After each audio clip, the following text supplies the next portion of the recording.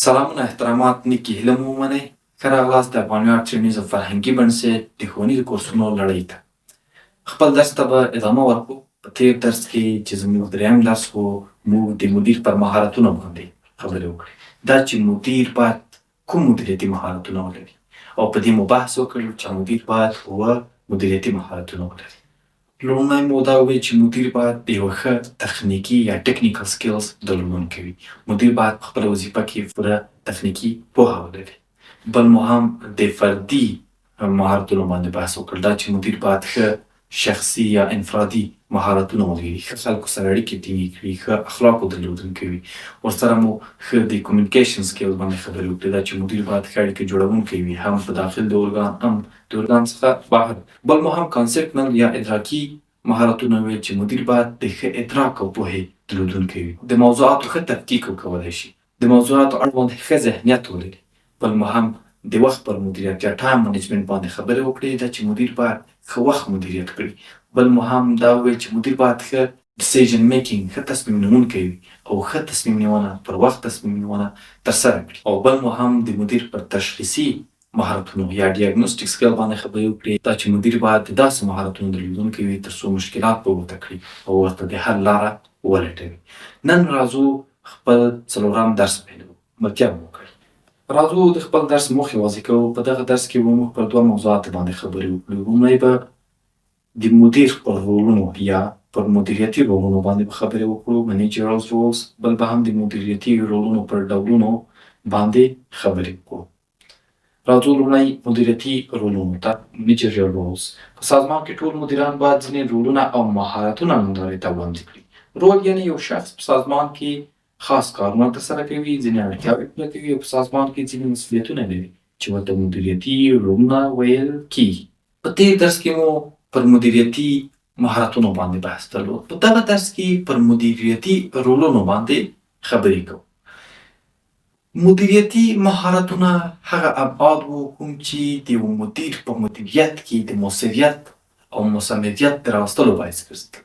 مدیریتي رول یعنې هر هغه څه چې هر هغه مسؤلیت چې یو مدیر په یو سازمان کې ترسره کوي، هر هغه خدمت چې یو مدیر ترسره کوي، دغه د هغه رول دی. خو سره له دې چې دی مشخص د دندو لایحه لري او مشخص اهدافو دپاره کار کوي، دی باید د خپل کار په جریان کې، د خپل مدیریت په جریان کې خاص رولونه له ځانه وښیي او نندارې ته یې وړاندې کړي، تر څو د سازمان د اهدافو لپاره یې نور هم ښه کار کړی وي. نو راځو د دغه مدیریتي رولونو پر ډولونو باندې به خپل بحث پیلوو. مدیریتي رولونه په عموم کې په 3 کټګوریو باندې تقسیمیږي: خپلمنځي رولونه یا انټرپرسنل رولز، معلوماتي رولونه انفارمیشنل رولز، پرېکړه کوونکي رولونه یا ډیسیژن میکینګ رولز. راځو لومړی خپلمنځي رولونو ته. په دغه کټګورۍ کې د یو مدیر د اړیکو جوړولو، رهبرۍ او په سمبولیک ډول د سازمان د نمایندګۍ هڅه کول شاملیږي. د رولونو په دغه کټګورۍ کې مدیر هڅه کوي تر څو د رهبرۍ، د سازمان د نماینده او د اړیکو جوړونکي رول ولوبوي. راځو یو یې واضح کوو. د بې اختیاره مشر رول. مدیر څخه ډېری وختونه تمه کېږي چې د یو بې اختیاره مشر فیګر هیډ په توګه خدمت وکړي. د شپې ډوډۍ ته خپل ملګري، خپل کارمندان بوځي، د ګل پرې کولو په مراسمو کې ګډون وکړي او داسې نور فعالیتونه چې په عموم کې رسمي او سمبولیک شکل لري ترسره کړي. په دغه رول کې مدیر هڅه کوي تر څو یو بې اختیاره مشر پاتې شي، یعنې یو اجتماعي سړی پاتې شي. او کوشش وکوي تر څو خپل کارمندان له ځان سره میلې ته بوځي، ډوډۍ ته یې دعوت کړي او په مراسمو کې ګډون وکړي. د ګل پرې کولو چې یو نوې پروژه، یو نوی پلان تطبیقیږي، په هغه کې ګډون وکړي او ورسره د نویو اشخاصو په معرفت غونډو کې هم ګډون باعث د دې وګرځي تر څو دی یو بې اختیاره مشر یعنې فیګر هیډ رول ولوبوي، یعنې په عموم کې د اجتماعیتوب او دوستانه فضا رامنځته کولو لپاره کار وکړي او رول یې ولوبوي. دوهم ډول یې هم د رهبر یا لیډر رول دی. د مدیر څخه تمه کېږي چې د یوه مشر یعنې لیډر په توګه کار وکړي، د کارمندانو ګمارلو، روزلو او هڅولو ته کار وکړي. دا چې مدیر په رسمي یا غیر رسمي ډول ماتحتو ته دا ښیي چې څنګه د فشار لاندې حالاتو کې کارونه ترسره کړي. بل هم مدیر باید د رهبر رول ادا کړي. مدیر باید یو ښه رهبر واوسي او همیشه کوشش وکړي تر څو خپل کارمندان وروزي، هغوی وهڅوي، هغوی ته ژمنتیا د سازمان اړوند زده کړي او کوشش باید وکړي تر څو خپل ماتحتو ته دا ور زده کړي چې څنګه د فشار لاندې او سختو حالاتو کې مبارزه وکړي او خپل کارونه ترسره کړي. دریم هم د اړیکو یا لیژن رول دی. په دغه رول کې اکثره د خلکو ډلو یا سازمانونو ترمنځ د همغږۍ یا اړیکو په توګه خدمت کول شامل دي. د مثال په توګه د کمپیوټر صنعت کې شرکتونه ممکن د اړیکو څخه کار واخلي تر څو نور شرکتونه د دوی له پلانونو خبر کړي. مثلا د مایکروسافت په پوسټوالو کې د نویو تغییراتو راوستل او نور پرې خبرول. لکه پی ایچ پي کمپنۍ کې مدیران کولی شي د مایکروسافت له نویو ځانګړتیاوو سره په چاپګرانو یعنې پرنټرونو کې نووالی همزمان راوړي. په دغه رول کې مدیر باید د خلکو ډلو او سازمانونو سره اړیکې جوړې کړي او د خپل سازمان اړوند او د خپلو پلانونو اړوند نور سازمانونه همغږي کړي تر څو وکولی شي یو متناسب پرمختګ یې رامنځته کړی وي او اهدافو ته ښه رسېدلي وي. مثلا که مایکروسافت خپلو سافټویر کې وینډوز کې تغییر راولي او همزمان ورسره ایچ پي کمپنۍ خبروي، نو ایچ پي هم کولی شي د مایکروسافت د تولیداتو مطابق خپلو تولیداتو کې چې پرنټران دي تغییرات راولي. راځو دوهمې کټګورۍ یا معلوماتي رولونو ته.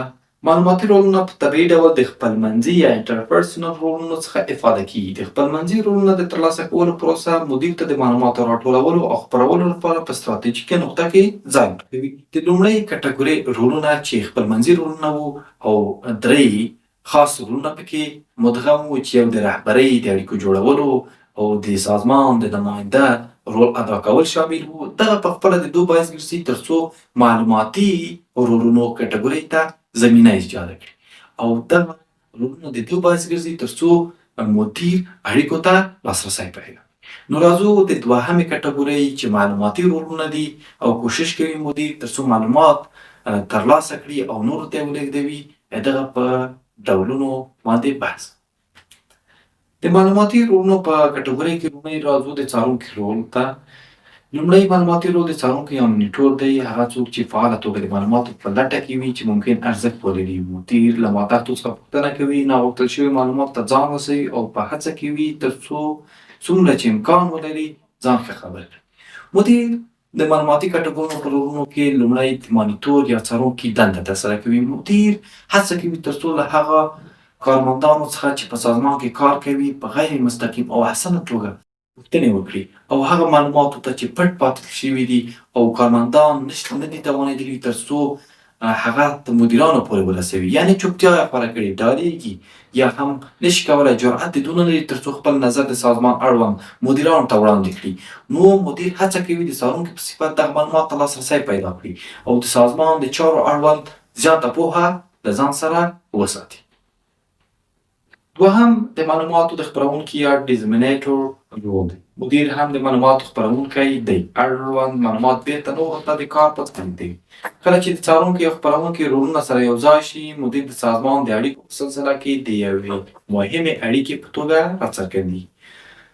د معلوماتي رولونو په کټګورۍ کې دوهم رول د معلوماتو د خپرونکي رول دی. کله چې مدیر د څارونکي په صفت معلومات راټول کړي او دغه معلومات بیرته د ډیزمینیټور رول په اساس بیرته د سازمان ټولو برخو ته رسوي، یعنې مختلف مدیران او کارمندان خبروي پرې او د دغه موضوعاتو اړوند پر وخت تصمیم نیونه کوي. راځو دریم د وایان یا سپوکس پرسن رول ته. دریم معلوماتي رول په خارجي اړیکو تمرکز کوي. وایان یا سپوکس پرسن په رسمي ډول د سازمان څخه بهر خلکو ته معلومات رسوي. د مثال په توګه په یونان کارپوریټ کې مدیر لوړپوړو مدیرانو ته معلومات لیږدوي تر څو دوی د فعالیتونو په اړه خبر شي. مدیر کولی شي په خارجي محیط کې د سازمان استازیتوب وکړي. که څه هم د وایان سپوکس پرسن او انټرپرسونل رولونه سره ورته دي، د دوی ترمنځ یو بنسټیز توپیر شتون نه لري. کله چې یو مدیر د شخصیت په توګه کار کوي، د سازمان د سمبول په توګه د مدیر شتون هغه څه دي چې په زړه پورې وي. د وایان په رول کې مدیر معلومات لیږدوي او نورو ته یې په رسمي معنا کې رسوي. دریم رول چې د معلوماتو برخه کې دی، هغه مدیر باید یو ښه سپوکس پرسن یعنې وایان وي. مدیر باید وکولی شي په خارجي اړیکو باندې ښه کار وکړي او د سازمان اړوند خارجي محیط ته معلومات ولېږدوي. او مدیر په دغه برخه کې د خپل سازمان نمایندګي په خارجي محیط کې ترسره کوي. دلته د سپوکس پرسنز یعنی ویان او انټرپرسنل ترمنځ تفاوت دا دی چې د ویان په صفت مدیر کوشش کوي تر څو خارجي محیط د سازمان له فعالیتونو څخه خبر کړي، مګر په انټرپرسنل کې مدیر کوشش کوي یوازې د نماینده او یو سمبول په ډول د سازمان نمایندګي وکړي. راځو درېیمې کټګورۍ ته چې د پرېکړې کوونکي رولونه یا ډیسیژنز رول دی. د مدیر معلوماتي رولونه معمولا د پرېکړې رولونو ته لاره هواروي. هغه معلومات چې د مدیر لخوا د معلوماتي رولونو د ترلاسه کولو په پایله کې ترلاسه شوي په مهمو پرېکړو کې چې هغه یې کوي لوی تاثیر دی.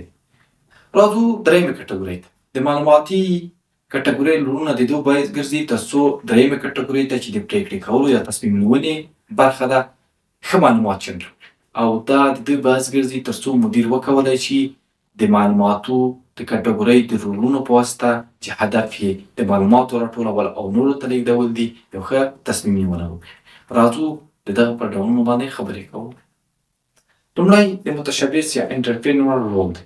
مدیر د متشبث یا انټرپرینور رول لري، یعنی داوطلبانه ابتکار یو ښه مثال دی. په دغه برخه کې مدیر باید یو ښه متشبث هم وي. سره له دې چې دی خپل مشخص فعالیت ترسره کوي، کوشش باید وکړي تر څو ابتکار رامنځته کړي او په سازمان کې نویوالی او پرمختګ ته کار وکړي. د خپلو فعالیتونو سره سره دی باید دا رول ادا کړي تر څو په خپل وظایفو کې او د سازمان د اهدافو ته د رسېدلو لپاره پر ابتکاراتو باندې کار وکړي. د اعتصابونو د اداره کوونکي یا ډسټربنس هینډلر رول دی. مدیر د اعتصابونو د اداره کوونکي په توګه خپل رول ترسره کوي، لکه د اعتصابونو د کاپۍ حق څخه د سرغړونو په عامه اړیکو او کاري محاورو کې د ستونزو د سمبالولو رول لوبوي. دوهم د اعتصابونو د کنټرول کوونکي رول دی. مدیر باید د اعتصابونو د کاپۍ د حق څخه د سرغړونو یا د ماتحتو ترمنځ د شخړو او لانجو باید ښه اداره کوونکی وي او کوشش وکړي تر څو د دغه رول په لوبولو سره د ارګان ډسپلین او نظم وساتي. درېیم راځو د سرچینو د تخصیص کوونکي یا ریسورس الوکیټور رول دی. د سرچینو د تخصیص کوونکي په توګه مدیر پرېکړه کوي چې سرچینې څنګه وویشل شي او د چا سره په ډېر نږدې کار وکړي. مثال په توګه یو مدیر د فنډونو د تخصیص لپاره د بودیجې له عملیاتي غړو سره نږدې کار کوي او تخصیص سرته رسوي. بل رول چې مدیر یې باید ترسره کړي هغه د سرچینو د تخصیص کولو رول دی. مدیر باید یو ښه تخصیص کوونکی وي. ټولې فزیکي، مالي، معلوماتي منابع په ښه ډول تخصیص کړي. دی باید پر دې کار وکړي چې تر څو د چا سره نږدې کار وکړي او منبع تخصیص کړي. مثلا د بودیجې په تخصیص کې دی باید د مالي غړو او مدیرانو سره نږدې پاتې شي تر څو د سرچینو ښه تخصیص یې سخت رسولی. راځو څلورم ته د مذاکره کوونکي یا نیګوشیټور رول دی. په دې رول کې مدیر د شرکت د نماینده په توګه د نورو ډلو یا سازمانونو سره خبرې اترو ته ننوځي. د مثال په توګه مدیران کولی شي د اتحادیې قرارداد د مشاور سره په تړون یا د عرضه کوونکو سره په اوږدمهاله اړیکو خبرې وکړي. همدارنګه مذاکرات کیدلی شي د سازمان په داخل کې وي. مدیر کولی شي د بیلګې په توګه د دوه ماتحتو ترمنځ د شخړې منځګړیتوب وکړي یا د اضافي ملاتړ لپاره د بلې څانګې سره خبرې اترې وکړي. د مدیر بل رول د مذاکروونکي رول دی. مدیر باید د نیګوشیټور یعنی مذاکروونکي رول ولوبوي. د سازمان په داخل او خارج کې د سازمان نمایندګي وکړي او د نورو اتحادیو، سازمانونو، دولت سره د قراردادونو او موضوعاتو اړوند ښه خبرې اترې او مذاکره کوونکی او دغه مذاکره هم خارجي هم داخلي کیدلی شي چې د سازمان په داخل کې د کارمندانو ترمنځ د شخړو په هوارولو سره هم دغه رول ادا کړي. دا و زموږ د مدیریت د اساساتو څلورم درس. تر بیا چې موږ ستاسو په خدمت کې حاضرېږو، تاسو پر پاک او سپېڅلي خدای تعالی سپارم. کامیابه، سرلوړي، خوشحاله اوسئ.